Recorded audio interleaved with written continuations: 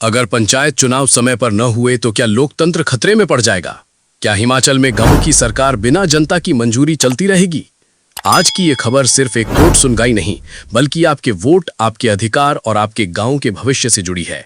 नमस्कार। हिमाचल प्रदेश में पंचायत चुनावों को लेकर बड़ी कानूनी लड़ाई चल रही है और आज यानी मंगलवार को इस मामले पर हाईकोर्ट में अहम सुनवाई हुई। लेकिन लंबी बहस के बावजूद फैसला नहीं हो पाया। अब इस जनहित याचिका पर बुधवार को भी सुनवाई जारी रहेगी। दरअसल ये याचिका दायर की गई है पंचायत चुनाव समय पर करवाने की मांग को लेकर। याचिकाकर्ता का साफ कहना है कि संविधान के अनुसार पंचायतों का कार्यकाल सिर्फ 5 साल का होता है और इस अवधि के खत्म होने से पहले ही नए चुनाव कराना अनिवार्य है। इस मामले की सुनवाई न्यायाधीश विवेक सिंह ठाकुर और न्यायाधीश रोमेश वर्मा की खंडपीठ कर रही है।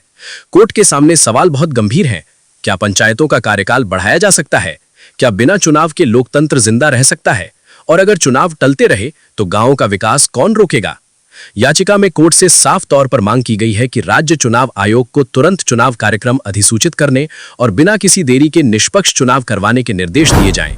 साथ ही यह भी कहा गया है कि अगर सरकार पंचायतों का कार्यकाल आगे बढ़ाने की कोशिश करती है तो उसे असंवैधानिक घोषित किया जाए।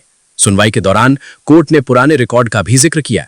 कोर्ट ने बताया कि राज्य चुनाव आयोग ने 2 दिसंबर 2024 को पंचायती राज विभाग को निर्देश दिए थे कि परिसीमन, पुनर्गठन और आरक्षण की प्रक्रिया 30 जून 2025 तक पूरी कर ली जाए ताकि चुनाव कराए जा सके।